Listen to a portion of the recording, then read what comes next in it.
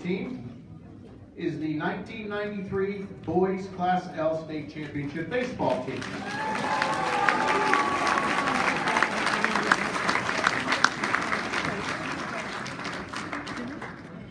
Coached by head coach Phil Harak, John Vitello, Larry Bojarski, and Craig Zimmerman.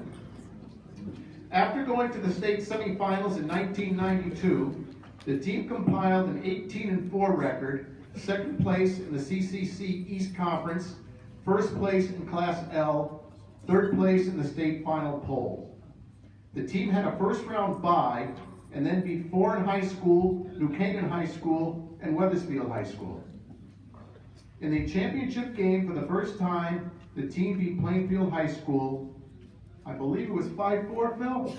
You'll find out in a minute. You know, I promised Margaret, his lovely wife, that I would not say anything derogatory about Phil tonight. But I have to keep my word. You don't have This is to. such a solemn occasion, Phil. Okay, never mind. Go ahead. Before Go ahead. Phil comes up here, he was an English teacher at South Windsor High School. Oh, no. And he wanted to regale you with a bunch of poetry readings just to get you into the mood. Some Keats, some Debussy, or was he the opera guy? Phil, I don't remember. Anyway, I told him no way, because Phil can put a mosquito to sleep in about 3 seconds. You started it. I love that man. Would head coach Phil Harak and assistant coaches Larry Bojarski and Craig Zimmerman come up to the podium, please?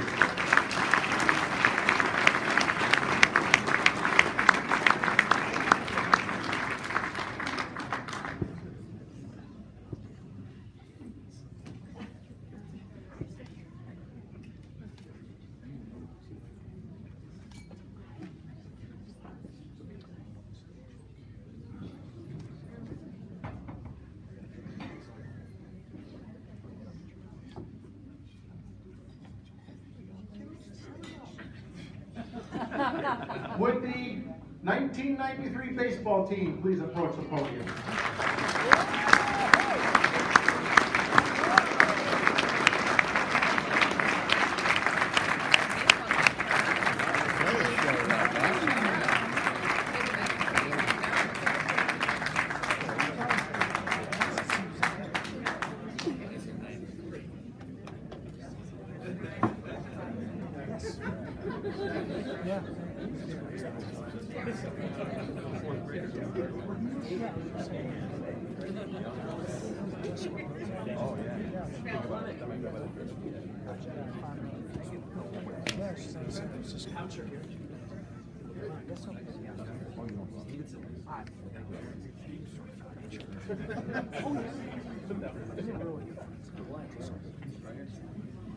While Kathy's passing out the plaques, just let me introduce you to the team.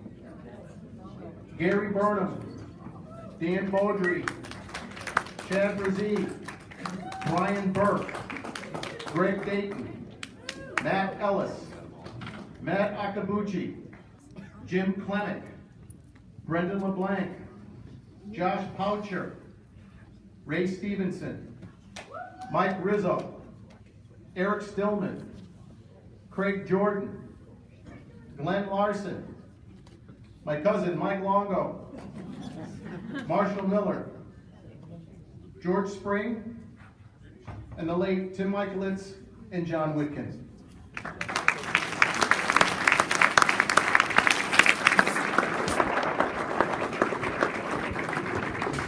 I was actually surprised when I read over this list. About half this team played for me during the soccer season during that year too. It was nice to start the year off well, huh guys? And now to say a few words, Coach Phil Harak. A few words.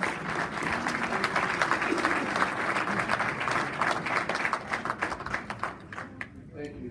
When Roy called me a few months ago to inform me of this team honor, I was so thrilled. I sat down right away and I started writing about this team of champions behind me over here. I was writing about the players, the seasons, all these different things down in practice. You can imagine it started getting a little bit long. I wanted to brag about how much fun that season was for all of us. And that original talk was about 15 minutes. So I called Longo, my good friend Longo, and I told him it was 15 minutes. Dead silence, he groans and he says, listen, if you can cut it in half, I'll give you a Twinkie. So, Jack, you owe me one, all right? I know. Yeah. So there are two concepts that I will emphasize tonight, and that's team and gratitude. So thanks to the Hall of Fame Committee for the honor of this induction, for McNeely's for putting on another great dinner, and for the service staff here.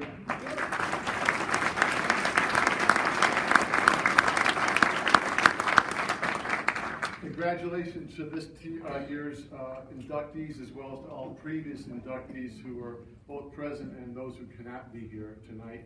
And sadly, as was mentioned, there are two players that I know of that are on that Hall of Fame team that are not here, and they've passed, and that's Tim Michaelitz and John Whitkin.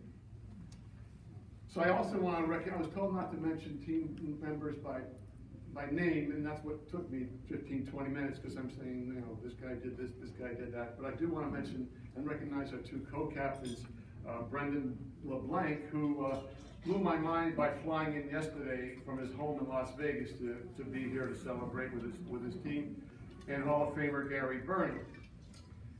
As always, Gary took charge, those of you who know him, and along with Ray Stevenson and Mike Longo, created a Facebook page to inform all these players. And also, Gary put together on his own a booklet for the players, complete with newspaper clippings and accounts of all 22 games that year. So if you want to know a little bit more about the specifics, some of which I cut out, of course, tonight, about that season, please take a look at what Gary's keepsakes. For me also, tonight is about team and gratitude. I express my continued gratitude to my own teammates for their love, mentorship, and support. I thank God first for the opportunity and privilege and abilities and graces to teach and to coach. It's a wonderful privilege to do this. I thank my family members here tonight. First, my loving wife, Margaret, for her emotional support and sacrifices that she made throughout the baseball seasons. To my wonderful brother, John, who flew up from Florida expressly to witness this honor and who was in the stands at our state championship game. To my great sister, Larice, also here tonight, who was also present at the game that night and afternoon, and attended many of our games throughout my 25 years of coaching. To my first baseball coach at our table, who instilled, well, he's not at the table, no, my first baseball coach, I should say, is my brother Simon. He instilled my love of the game, and he can't be here because of illness. My sister Adele also couldn't be here because she lives too darn far away. But she lives out in Washington, but she always gave me her support from the distance. You see, half of this talk is thanks, those of you who are here, but that's what we're here about, is gratitude and thanksgiving. I also want to thank my baseball coaching mentor and friend, State and National Coach Hall of Famer, the legend Bob DeMeo, and his wife Betty. They're here tonight.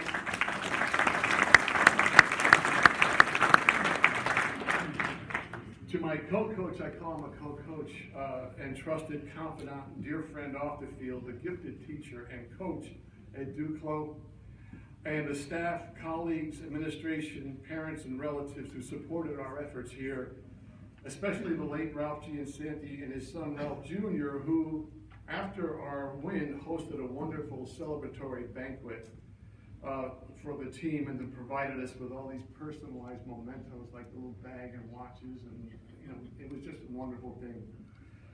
So, as I indicated, I'm still proud and grateful to our team, not only because of our state championship, but because of the many ways in which each of these young men dedicated himself every day. Now, I said earlier that Brendan flew in from Vegas a little while earlier when I got a chance to talk with these men, many of whom I haven't seen since the tournament win. It was just wonderful to talk with them again, and that's one of the things I'm so grateful for, is that we have an opportunity to connect again. I learned that many of the players traveled very far to be here tonight, and in addition to my gratitude for their being here, I see their attendance here tonight as another indication of how much our team means still, and how much this honor means to all of us. So thank you guys all for coming.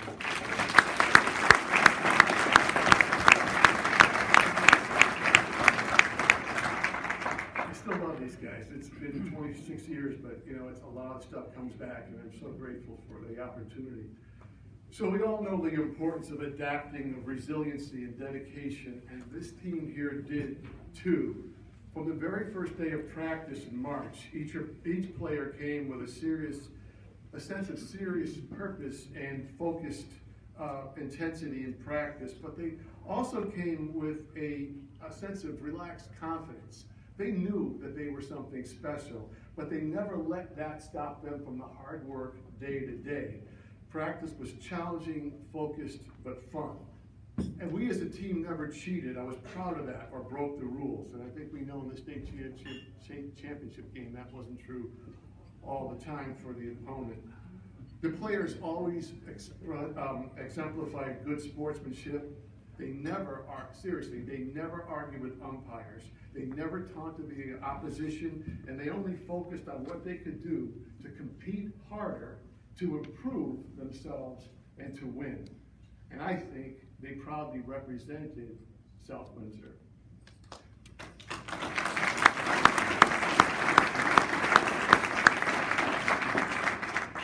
Simply put, like all successful teams, we believed we had a greater sense of collective purpose, and each acted on that purpose both on and off the field.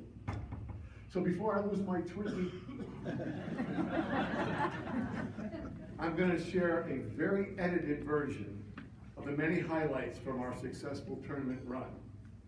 So during the regular season, we were 14-4, and this team here was simply the most powerful team I coached during my high school career. Honestly, we demolished many teams with a combination of an offense that averaged over the regular season 10 runs a game. Every one of the 1 through 9 batters had a home run, an automatic home, at least one. These guys utilized aggressive base running, bunting when necessary. They didn't rely just on power. We were a very broad, skilled team. They were an excellent situational hitting team, hitting behind runners, etc. Now I'm going into too long. All right, I get it. But there was also a solid pitching staff and a very, very strong defense. So after our first round bye, because our record was high enough, we had a home game and we squeaked out a close one against Foreign, and the score was 17-6. So our second game against New Canaan was a little different, and that showed the diverse ways that we could beat teams under the intensified pressure of the playoffs. We pitched well, got a key 2-run single to break a scoreless tie in the 5th, and committed no errors in winning 4-0.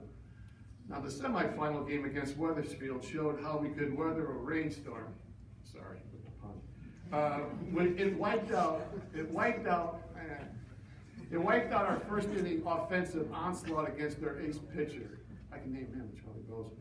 And then we came back the next day. The game got wiped out, but this time it was Wethersfield who jumped out to a 2-0 lead in the first inning. But again, these guys were so focused. They said, okay, new day. What's next? Play the next play. We played aerialist ball again, aggressive base running, timely hitting, and we advanced to the finals with a score of 6-2. Our state championship game was simply legendary. We led 1-0, then we led 3-2. We fell behind 4-3. We're getting to the score. I know, I was there. You were there. I don't remember the score, but you were there. Nice. 5-4.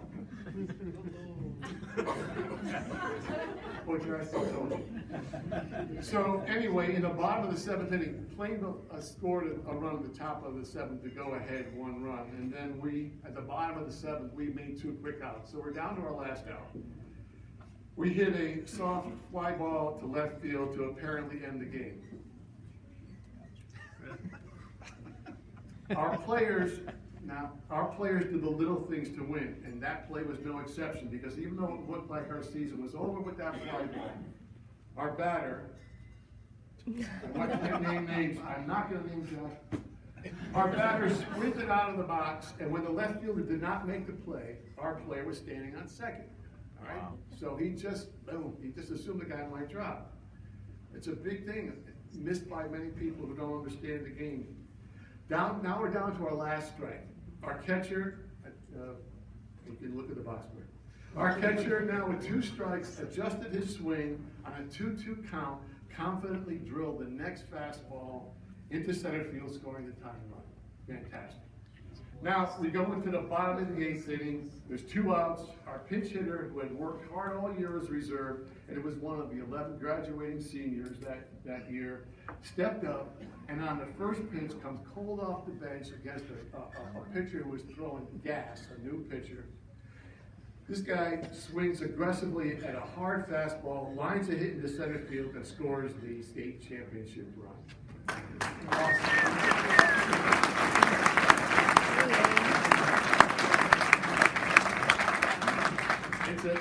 It's a time we'll never forget. So, I'm almost done, Jack. No problem, buddy. And Brendan and Gary, the co-captains, spoke to reporters after the game. Brendan said, quote, "We had one goal in mind, and that was to win the state championship." Remember I told you coming back into March, that was our target. "We wanted to win," he said, "and we seniors are going out in style." Gary's quote spoke for our team's resolve for that game and for the whole year, I think. Gary said, "There was no reason to give up. We worked too hard for this. To give up on a strike or to think you're not going to win is ridiculous. That's the way we've been thinking all year." So I hope you'll join me in gratitude about what that team still teaches us today. That we all benefit when each one in a team commits to people and goals beyond one's own individual needs. That it helps us all when each one takes the responsibility to be better. That when we are there helping and supporting teammates, great things can happen. That success really lies in each of our honest efforts each day, because we are responsible both to ourselves and to our teammates. That desired great outcomes like the state championship are a wonderful bonus when they do happen. And that in order to be successful, we need to be flexible enough to adapt to whatever happens. That dedication and a shared goal and hard work can be damn fun. And that in the end, a good team is really like a family and a good community, something we all need. Thanks very much.